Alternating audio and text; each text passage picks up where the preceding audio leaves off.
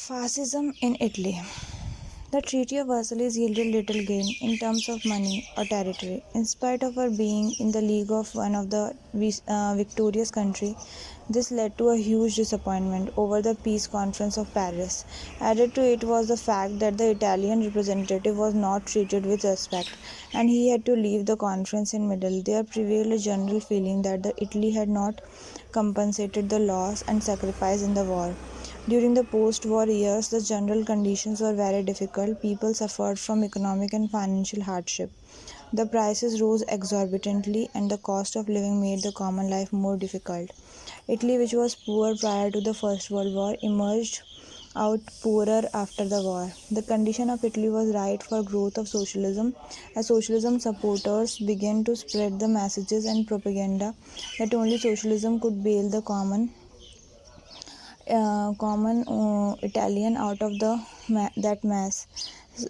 Severe, serious labor strikes began to be organized at instigation of Italian socialists, with some instances of laborers actually seizing factories. Similarly, the peasants were equally affected and were instigated to organize protest against the government. Events like peasants throwing out landlords and seizing their properties began to multiply. A social revolution seemed to be just round the corner. It was in this background that a nationalist middle class bourgeoisie rose into prominence.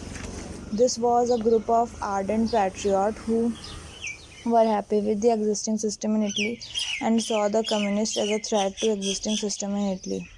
This class hated the socialists. This group was led by a journalist and an example socialist who was Benito Mussolini.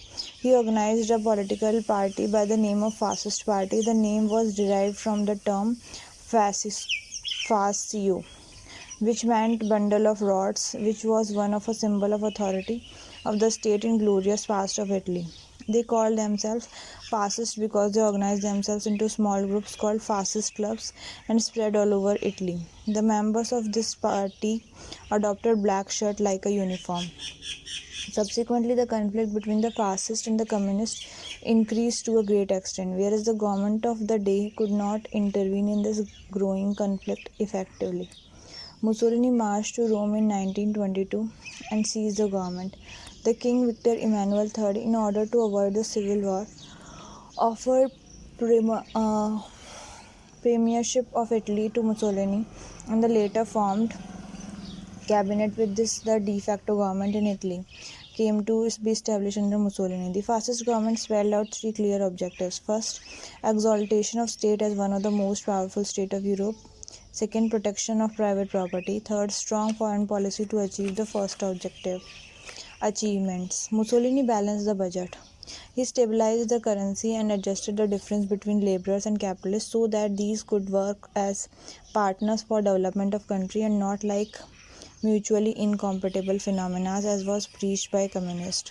He placed emphasis on economic self-sufficiency and initiated a policy of reduction in countries' dependence on foreign imports, particularly wheat, cotton, and tobacco. He also undertook steps to develop Italy's share in world shipping and tourist traffic. The number of schools was multiplied with provisions of compulsory attendance. His dealing with the Pope. Prior to Mussolini, the dissatisfaction of the Pope and the Roman Catholic Church played an important role in some disturbance which the country had to suffer from. Therefore, Mussolini addressed the problems of the Pope as well as the Roman Catholic Church. The Italian state recognized the Pope as a sovereign power. Achievements. Mussolini balanced the budget, stabilized currency, and adjusted the differences between laborer and capitalists so that these could work as partners for the development of country and not like mutually incompatible phenomena as was preached by communists. He placed emphasis on economic self-sufficiency and initiated a policy of reductions in the country's dependence on foreign imports, particularly wheat, cotton, and tobacco. He also undertook steps to develop Italy's share in world shipping and tourist traffic. The number of schools was multiplied with provisions of compulsory attendance. His dealings with the Pope. Prior to Mussolini, the dissatisfaction of the Pope and the Roman Catholic Church played an important role in some disturbance, which the country had to suffer from. Therefore, Mussolini addressed the problems of the Pope as well as the Roman Catholic Church. The Italian state recognized the Pope as a sovereign power in the Vatican and compensated for the loss of his territorial possessions. The Pope was given the right to appoint all bishops, but it was made mandatory for him to communicate all the list of appointed people to the state for its approval. The state also agreed to pay the salaries of the bishop and priests. The importance of this agreement was the fact that after Napoleon, Mussolini was the second person who made political use of religion, that is, to use the church as a stabilizing factor against social upheavals. Foreign policy of Mussolini. The basic objective of the foreign policy of the fascist government was to revive the prestige of ancient Rome and secure the position of world power for Italy. War was glorified as a symbol of national bravery and the size of colonies as national pride. He launched an offensive and aggressive imperialist policy. He tried to snatch Tunisia and Corsica from French possessions. He also conflicted with France over Western Mediterranean and rivaled in naval supremacy. He picked up Yugoslavia for territory called Dalmatia and Adriatic region. He conquered Albania and biggest pre-Second World War campaign he launched against Abyssinia. The Italians were defeated by Abyssinia in past 1896, so it was more imperative for Mussolini to revenge the previous defeat in the name of national pride. Abyssinia was attacked in 1935. The king of Abyssinia appealed to the League of Nations.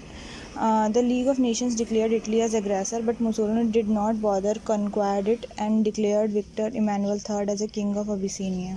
Next important stage was the Spanish Civil War between two forces, that is the Republican government, which was fast turning socialist and nationalist revolt led by General Franco. The communists and socialists across different countries were supporting the Republican government, but Mussolini decided to support General Franco, who was also supported by Germany under Hitler.